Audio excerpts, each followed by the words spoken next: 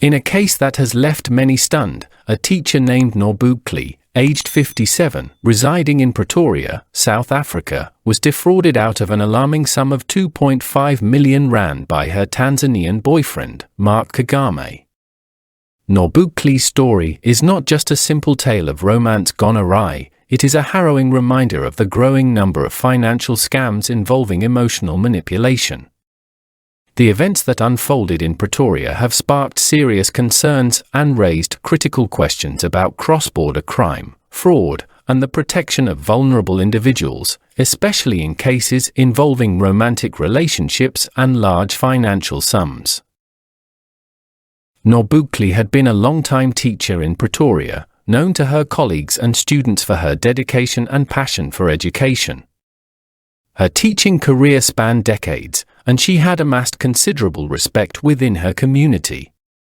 But that life changed when she met Mark Kagame, a Tanzanian national who would soon entangle her in a dangerous web of deception.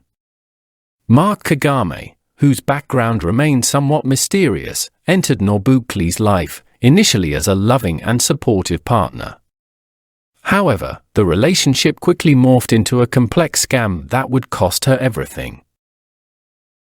Mark persuaded Norbugli to quit her teaching job, citing her frequent illnesses as a major concern. According to Norbugli, she had been experiencing recurring health issues, and Kagame convinced her that leaving her job would help alleviate her sickness.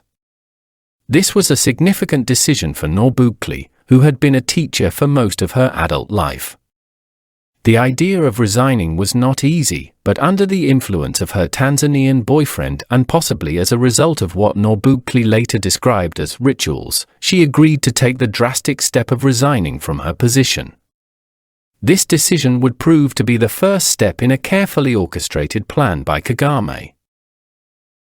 After Norbugli resigned, she received her pension payout, a significant amount of money that she had worked hard for throughout her teaching career.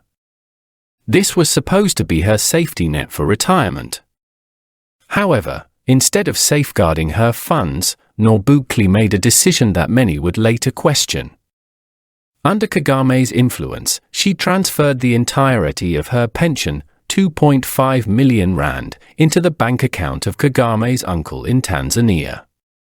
This transaction, which took place over several weeks, would become the focal point of the scam. Norbugli claims that she was not in her right mind when she made this decision. She alleged that she had been under some form of ritualistic influence, which clouded her judgment and led her to act irrationally.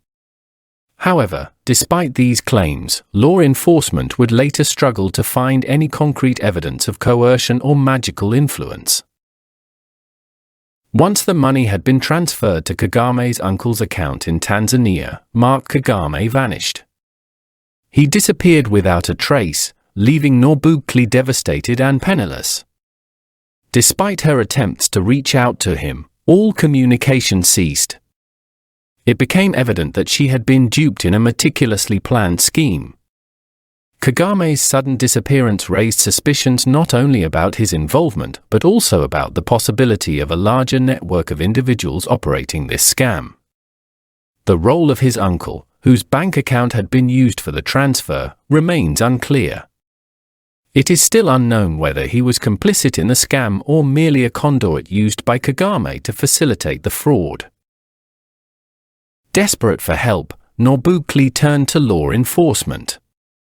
She approached the South African Police Service and the Directorate for Priority Crime Investigation, commonly known as the Hawks, to report the incident. However, the response from both entities was far from what she had hoped. The police and the Hawks acknowledged the severity of the case, but noted that Norbugli had willingly deposited the money into the bank account.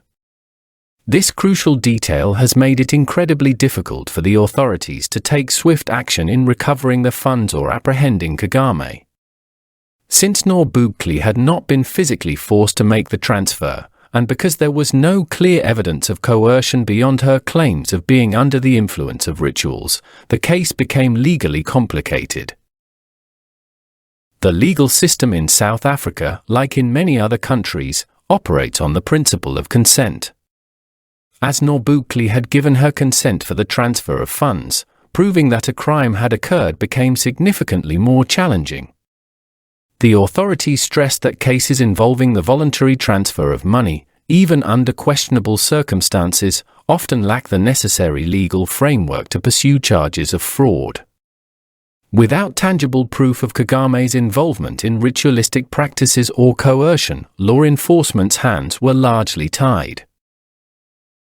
In addition to the complexities surrounding the legal process, the cross-border nature of the scam has presented another set of hurdles. Mark Kagame, being a Tanzanian national, may have fled back to his home country, making it difficult for South African authorities to track him down. Cross-border investigations require cooperation between the law enforcement agencies of different countries, and these processes are often slow and cumbersome. The case may need to be elevated to Interpol for any real progress to be made in locating Kagame, but even then, the retrieval of the stolen funds is far from guaranteed. The involvement of Kagame's uncle also suggests that the scam may not have been an isolated incident but part of a larger, more organized operation that could span several countries. Nombukli's case is an alarming example of how emotionally driven scams can devastate an individual's life. Scammers often prey on the emotional vulnerabilities of their victims, using affection, trust, and in some cases, spiritual or ritualistic claims to manipulate them. In this case, Mark Kagame allegedly used rituals to convince Nombukli to act against her better judgment, leading to the loss of her life savings. Whether the rituals were real or simply a psychological tool of manipulation remains unclear, but the impact on Nombukli is undeniable. The consequences of this scam have left Nombukli in financial ruin. At the age of 57, she now faces the daunting prospect of starting over without the safety net of her pension. Her story has resonated with many people, especially those who have either experienced or know someone who has fallen victim to similar scams. Romance scams, particularly those that involve cross-border relationships, are becoming increasingly common, and the emotional toll they take on victims is immense. Nombukli's case has drawn attention to the need for greater public awareness about these types of scams and the importance of being cautious when entering relationships, especially those that involve significant financial transactions. Nombukli's situation is also a wake-up call for law enforcement and financial institutions. While it is difficult to intervene in cases where consent has been given, there are calls for better mechanisms to protect individuals from scams that involve emotional manipulation.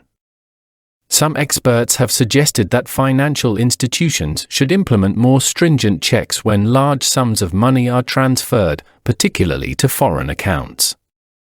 Others believe that law enforcement agencies need to be better equipped to handle cases that involve cross-border fraud and emotional exploitation. As it stands, the chances of Nombukli recovering her stolen funds are slim. The Hawks and SAPs have not made any significant breakthroughs in the case, and with Mark Kagame still at large, it is unclear whether justice will ever be served. However, Nombukli remains hopeful that her story will serve as a cautionary tale and prevent others from falling victim to similar scams. She has urged others to be vigilant and to seek legal or financial advice before making any major decisions, particularly those involving relationships and large sums of money. Thanks for watching. Please don't forget to like, share, comment, subscribe, and hit the notification bell for more updates.